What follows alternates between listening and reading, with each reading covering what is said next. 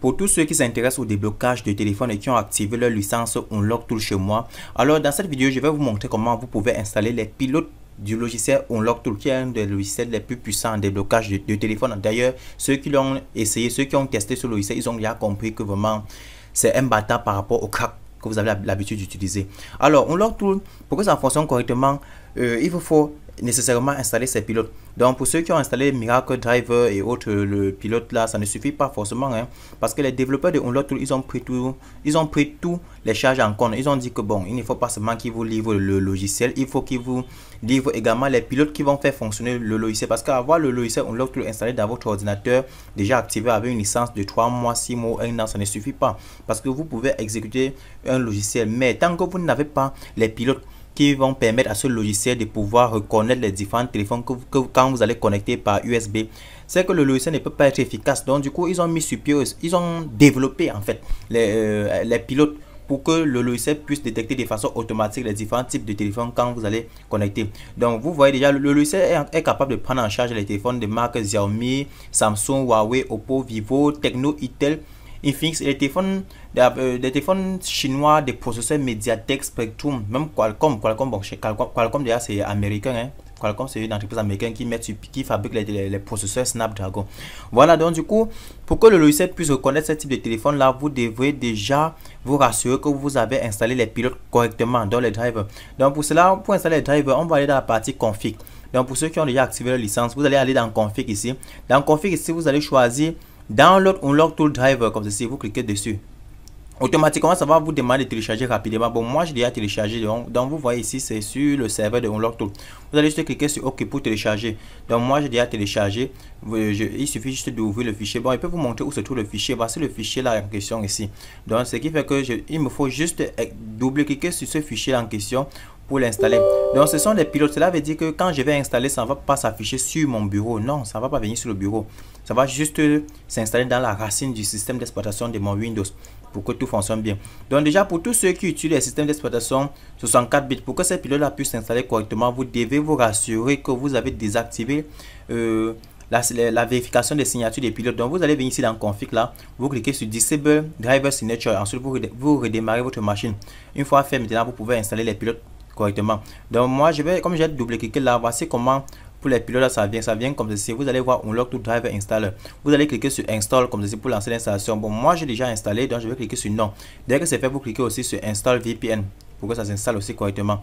Donc dès que c'est fait, maintenant votre Unlock Tool sera capable de pouvoir reconnaître de façon automatique les types de téléphones quand vous allez connecter. Donc vous pouvez encore aller dans config comme ceci, vous cliquez sur Install MTP Driver, qui est le protocole qui permet de gérer les transferts des fichiers de votre téléphone vers votre ordinateur, vice versa. Donc vous installez ces deux drivers ci également. OK. Maintenant, dans Unlock Tool, il y a quelques fonctionnalités que vous devez connaître. Par exemple, l'option DevMGR qui signifie Device Manager. L'option-ci va vous être très utile parce que quand vous allez cliquer dessus, ça va vous afficher le gestionnaire des périphériques de votre ordinateur Windows. Cela veut dire que quand vous allez chaque fois connecter l'appareil, ça va vous dire si l'appareil est bien connecté ou pas. Donc à partir d'ici, vous allez voir le comportement du téléphone. Est-ce que le pilote est bien installé ou pas? Est-ce que l'appareil reconnaît bien? Parce qu'à partir d'ici, vous pouvez connaître pourquoi votre Windows ne reconnaît pas l'appareil. Peut-être ça peut être un problème lié à votre cordon USB, ça peut être un problème lié à votre circuit de charge, donc à votre connecteur de charge ou bien à votre ordinateur. Donc à partir d'ici, vous pouvez reconnaître est-ce que le téléphone, quand vous connectez, ça détecte. Si ça détecte déjà, ok, ça veut dire que maintenant vous avez juste mal paramétré le logiciel pour que ça puisse travailler. Ça veut dire que je ne peux pas prendre un téléphone peut-être des marques Samsung, je viens dans la partie Android ici, dit que je vais débloquer, ça ne va pas marcher. Ok, je peux pas prendre un téléphone des marques Tecno, je pas dans la section par exemple Qualcomm, et je vais débloquer, ça va pas marcher. Donc cela veut dire qu'il faut aussi se rassurer que vous avez fait la bonne manipulation. Maintenant, c'est la partie TP ici que vous voyez, la test point. T point signifie test point. Donc c'est une méthode vraiment dédié aux professionnels du GSM. Ça permet aux techniciens beaucoup plus, ceux qui s'y maîtrisent déjà, de pouvoir connecter leur téléphone directement en passant directement par la carte mail. Donc cela veut dire à partir des test points, si tu as un téléphone à partir des test points déjà, ça permet d'activer par exemple le port MediaTek ou bien le port Qualcomm d'un téléphone qu'on a élevé la sécurité. Je prends le cas par les téléphones dont le bootloader est sécurisé.